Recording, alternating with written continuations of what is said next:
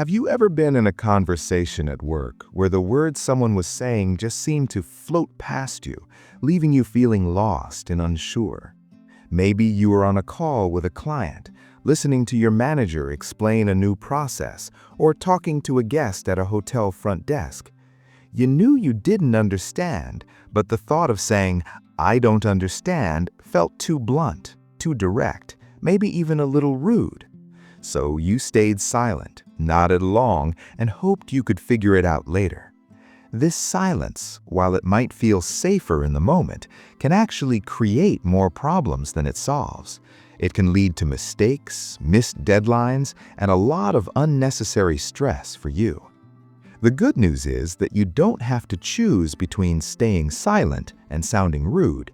There is a middle path, a way to ask for clarity that is not only polite, but also professional and confident. Today, I'm going to share with you 3 powerful, gentle phrases that will help you navigate these moments with grace and ease. These are not just sentences to memorize, they are tools for building better communication and stronger relationships in your workplace. Let's begin with our first phrase, which is the most common and universally useful. Instead of saying the direct, "I don't understand," we can soften it by turning it into a request. The phrase is, "Could you say that again, please?" Let's break this down. The word could makes it a question, not a statement. It invites the other person to help you rather than putting them on the spot. The word please is the simple, timeless magic word that adds a layer of politeness and respect. And say that again is a clear, neutral request for repetition. It doesn't imply that they spoke poorly, it simply states that you need to hear it once more. When you use this phrase, your tone of voice is just as important as the words themselves. Say it slowly with a slight upward inflection at the end to keep it sounding open and friendly, not demanding. This phrase works perfectly in almost any situation, from a quick chat with a colleague to a formal meeting with a client.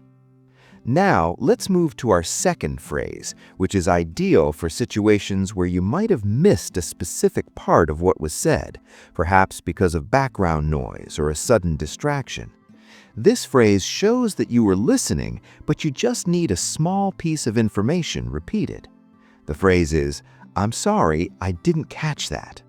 This is a beautiful example of using a small apology to smooth over a social interaction. The "I'm sorry" here isn't an admission of a major fault. It's a social lubricant that acknowledges the minor inconvenience of having to ask again. "I didn't catch that" is a very common and natural sounding way for native speakers to say they missed something. It's far more idiomatic and less harsh than "I didn't hear you" or "What did you say?" This phrase is particularly effective in customer service or hospitality settings, where you want to maintain a helpful and attentive image. It tells the other person, "My focus is on you, and I just need that one detail to be sure I get it right." Finally, we have our third and most specific phrase.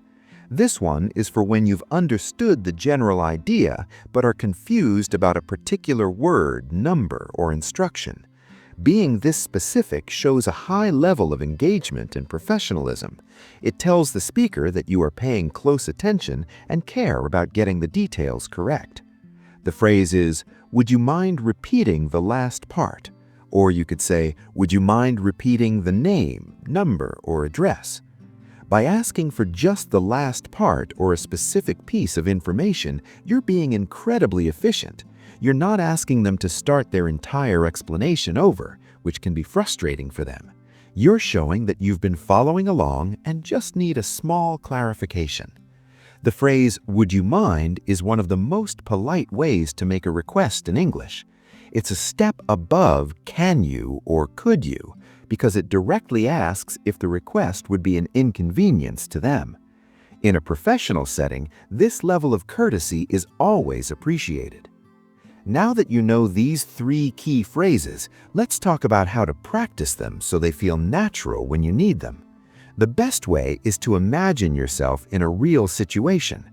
Picture yourself at your desk, on a call, or at a counter. feel the slight moment of confusion and then, instead of panicking, gently use one of these phrases. For example, imagine your manager says, "Please send the Q3 projections to the stakeholders by EOD on Friday." If you aren't sure what Q3 means, you could say, "Would you mind clarifying what Q3 refers to?" If you didn't hear the deadline, you could say, "I'm sorry, I didn't catch the deadline. Could you say that again, please?" See how these phrases fit naturally into the conversation? They don't break the flow. They actually help to keep it going smoothly by ensuring everyone is on the same page.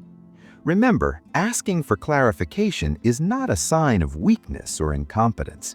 On the contrary, it is a sign of strength, responsibility, and emotional intelligence. It shows that you value accuracy, respect the other person's time enough to get it right the first time, and are committed to doing your job well. In many cultures, especially in professional environments, it is expected that you will ask questions if you are unsure.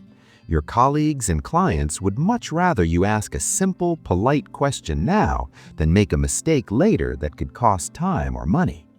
So the next time you find yourself in that moment of uncertainty, take a quiet breath, choose one of these 3 gentle phrases, and speak with calm confidence. You are not being rude, you are being responsible.